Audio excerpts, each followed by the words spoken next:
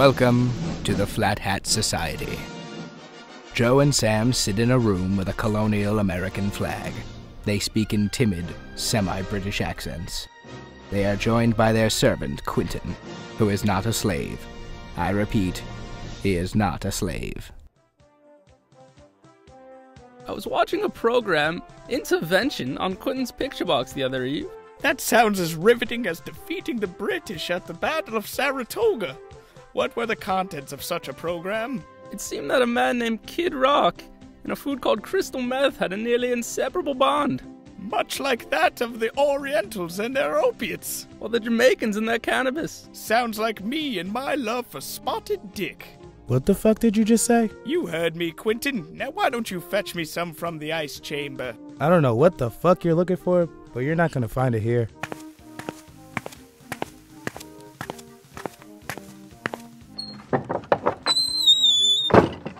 That was rather rude. Indeed. I was merely asking for a steamed pudding treat. After the Flat Hat Society calms down, they enjoy some casual conversation. Did you hear about that Ford boy? Gerald or Henry? Henry! What's he done now? He's invented something called the automobile. What does it do? It's a mode of transport. A new one. Much like a horse. They say it runs on the power of horses. Poppycock. It can turn at the 90th degree. While a horse can merely circumnavigate. Indeed. Yet it requires the power of multiple horses. Indeed. That Ford boy is as stubborn as a mule. As dim-witted as the Queen. As foolish as tomfoolery himself. As slow as a native. Ooh, too far. The Flat Hat Society retires for the night. Little does Sam know, Joe will introduce him to the finest 21st century performing artist in but a fortnight. I was again watching Quentin's picture box the other day, and I stumbled upon this theatrical performance, Hannah Montana. I don't know what this Montana is, but I'd sure love to have sexual intercourse with that Hannah woman. A fine specimen, is she? Yo, man, that's fucked up. She's like 16 years old. Okay.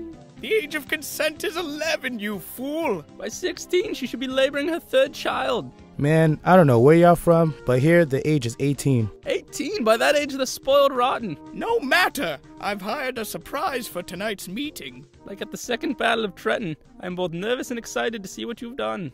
This promises to be more like the Battle of Cooch's Bridge. I bet you thought I meant Hannah Montana was the finest 21st century performing artist. You thought wrong. I was talking about this whore.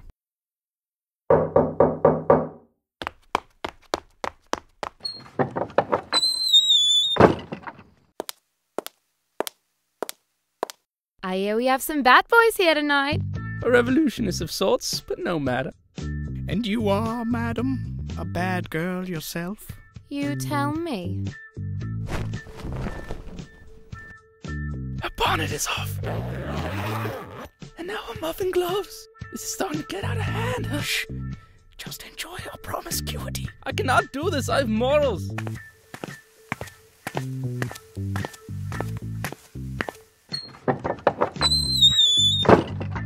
How about you?